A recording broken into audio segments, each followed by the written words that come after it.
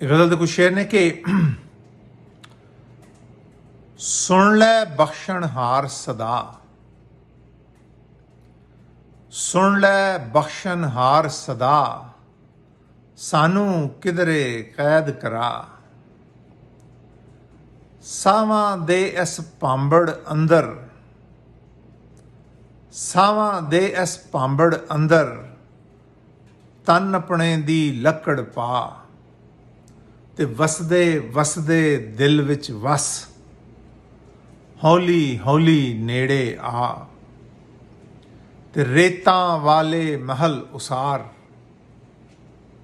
रेतां वाले महल उसार, पकियां कंधां थल्ले ढा, ते सकड़ा मल के दंदां नूं,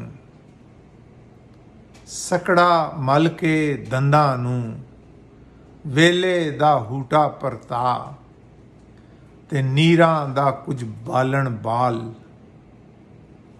नीरां दा कुछ बालण बाल, अपनी अग दी पक्की खा। दुनिया अख दी चाटी विच, दुनिया अख दी चाटी विच, रिड़की जा बस रिड़की जा।